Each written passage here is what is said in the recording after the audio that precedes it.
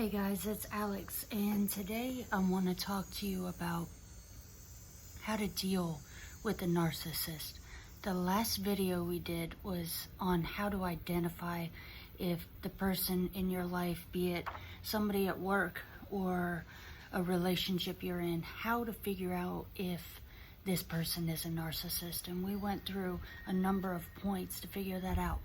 It's the last video I did. Check that out before coming to this video, because today's video is about how to deal with them. I'll come right out and tell you, you're never going to change them. They have such a different way of processing the world around them than you do, for you to have even recognized that this person has a problem, to the extent to which what your goal should truly be is to distance yourself and get away from them. Now, I realize this may be incredibly difficult, especially if this is your boss or somebody you work with. And that's going to have to be a totally separate video, because the reality of those situations is that outside of finding another job, which I would suggest ultimately just for peace of mind, but if you're in a job with someone, you're going to have to figure out ways of coping. What I want to talk about today has nothing to do with coping. The only coping that I want you to do is in the process of getting away from this person. Now, getting away from a narcissist can be incredibly difficult, because once you start showing this person who thrives on control, who thrives on being the center of attention, that you do not want to be around them, and you want them out of your life, what that's going to do is it's going to hit them square between the eyes at their self-esteem. Narcissists have low self-esteem, in my opinion. And of course, everything in this video is my opinion. But narcissists have, in my opinion, extremely low self-esteem. And that's why they kind of terrorize everybody that gets close to them when you don't make them the center of attention. So when you give this, whether it be verbally just telling them or your actions show that you want distance from this person, they're going to become upset, because what they will want to do is control you back into giving them attention. Now, this makes no sense to the logical, sane mind, because that is not how affection works. It is not something that you grab a hold of and force onto you. No, it should be very much voluntary. Well, when you start saying things to a narcissist like, I really don't want to be in this relationship anymore, because we're talking about relationships right now, not work. I don't want to be in this relationship anymore. I find that you always make things about you. Your opinion always has to be the right one. When I take a turn to share my feelings and opinions, you make me feel like I'm crazy, and you're thereby trying to manipulate my reality. If you come at a narcissist with that, you're going to get anger as a response, because they don't have the capacity to show vulnerability, because vulnerability to them means a lack of control. I think self-confident people have no problem showing vulnerability, but these are not self-confident people. They need this attention all the time to reinforce self-confidence, but they're forgetting that operative word, self. And really, they're just trying to grow self-confidence out of how they're treated by others, which is very ironic considering they tend to treat people like garbage, always making it about them. So the best thing you can do is go either silent or become very non-reactive. I like to take this tone on in my voice anytime I want to convey a message, but I don't want to sound condescending. I don't want to sound like I don't care, but I also want to make it very matter of fact. And a matter of fact voice sounds something like this. I see that you're upset. I recognize that. What I would like to do is to not cause any problems for you, and at the same time, I also need a little bit of distance. And if you can see what I'm doing with my voice as I'm raising it like that, in place of having any kind of attitude and showing hyper emotion, bring your tone up instead of down. Like, instead of saying, I want to get away from you, when you say you like that, you're making it very obvious that they are the problem. Now, it's just me and you talking right now. I know they're the problem. But when you're speaking to someone like this, tone is very important. They are easily gaslit. And gaslit is, they will turn up over anything. So if you can mimic more of a robot, which is that voice I just did, it's the same voice I like to use when I'm trying to calm someone down who is angry. And since a narcissistic person has a high propensity to become angry over very small emotional expressions from anyone other than themselves, you want to treat them the same way you would with somebody who is in an angry state, because you're anticipating this person is going to get themselves in an angry state and worked up, because that's what they do. They replace emotions. They replace a feeling of hurt and feeling rejected with anger. And even though you're not rejecting this person, at this point it's just self-survival, you're just trying to get away, they're going to take it as rejection. So the best way to mitigate their reaction to becoming too angry is for you to talk low and slow, just like you would with an angry person, and expressing what your intentions are. Now, that is after just trying to physically remove yourself from the situation. If you can at all distance yourself without saying too much, that's your best plan of attack, because what a narcissist will naturally do is they will try and replace the attention that you have given them with somebody else that's going to give them attention, right? So naturally what they do is seek attention, and if they can't pull it from you, if they can't guilt trip you, which is their number one MO, and bend and twist your reality into thinking that their reality is what's real and what you're experiencing inside is a figment of your imagination, once they are unable to do that, they'll find another victim. What a lot of people will do in these narcissistic relationships is, narcissists and empaths tend to link up. So if you're the person trying to escape, you probably have a much broader range of emotion, and you're probably emotionally far more intelligent than this person.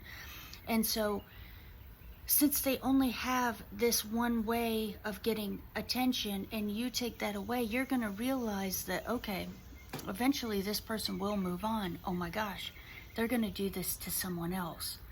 How can I make this person understand they're a narcissist so they don't do this to someone else? You guys, this video is not about anybody but you. Please hear me. This is about you. You cannot help any other individual until you help yourself. That goes with anything that's going on in your life. You are the lifeguard of your own life, and when you're drowning, everyone else will drown. If a lifeguard's drowning, they can't save anyone. If you are drowning, you can't be thinking about saving the emotional trauma or preventing somebody else's emotional trauma. No, no, no. This is one time in your life, empaths. If you're stuck with a narcissist, you have to put yourself first. It is something that, quite honestly, may not come natural to you. This is a wonderful lesson in your life if you have been around a narcissist. This is a wonderful lesson and time for you to begin putting yourself first. Worry about you. Do not worry about who they will victimize next. There have been victims before you. There will be victims after you. There is not much you can do about it. They would have to agree to go to therapy, and these personality types are very unlikely to go to therapy. So you need to plan ahead. This is a very controlling person that you're likely with. If they have a narcissistic personality, they are going to make it difficult for you to leave in any way possible. You need to plan ahead. There's a term called gray rocking, and there are numerous videos on it by psychiatrists and psychologists. I will go over that in a different video, but basically it's acting more so like a robot than a human and semi-going silent, in that you don't You don't get gaslit. You don't get worked up when they try to bend your reality. You distance yourself. When you are non-reactive, it's like taking the gasoline away from them, and they need gasoline to start that fire. So you are just being peaceful, calm, cool, collected, and limiting your vocabulary with them all across the board. Very little conversation. If you have work things going on, you act like you are so busy that it isn't about them.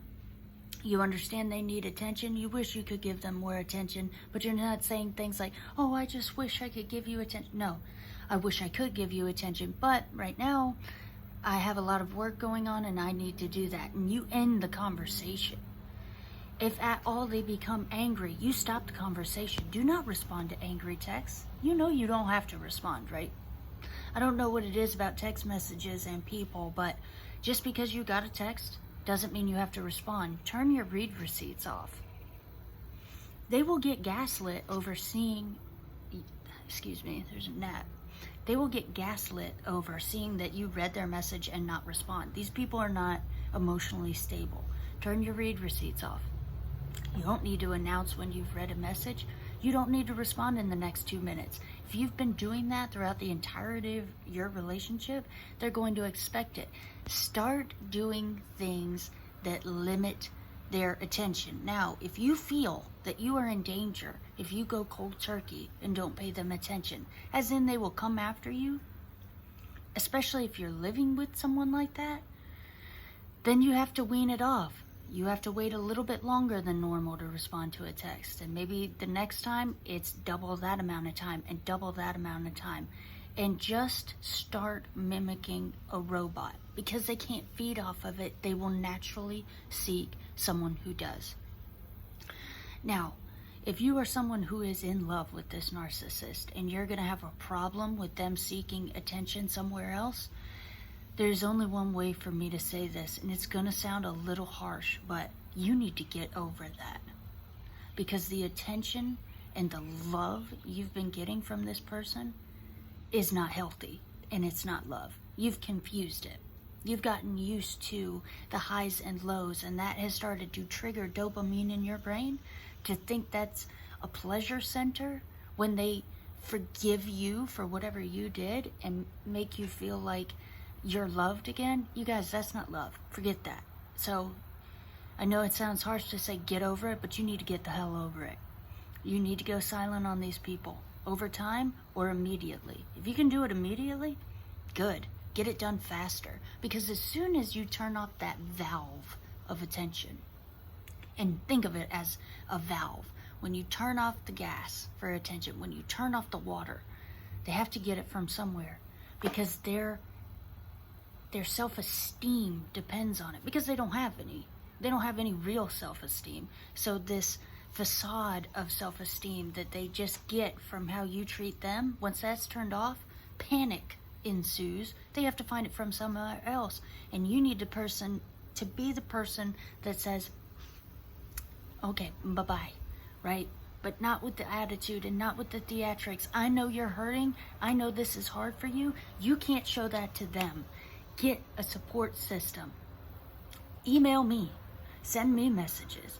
I will support you. But you will not be able to use them as your support system to get through this. That's why I say you need to plan ahead. Have your support system in place. If you are living with this person, you have to take a hit, even potentially financially, to get out of there. This is not a life. Life is short. You shouldn't be living it with this person. Now, I realize that this is all easier said than done. That doesn't change the fact that you have to do it. I hope this was helpful for you guys, and at least just bringing light to the fact of what has to be done. There is no video out there that's going to say 3 easy steps to get away from a narcissist. If a video is titled that, if a book is titled that, if your mother tells you that, it's not true. I'm telling you the truth. And you know what? I think it's far more important to have the truth than some easy 1, 2, 3 plan that isn't going to work anyway. Call it tough love, whatever, but what you've been experiencing is actually tough love, and love should not be that tough. Until next time, guys, and next time we will talk about how to deal with narcissists in the workplace.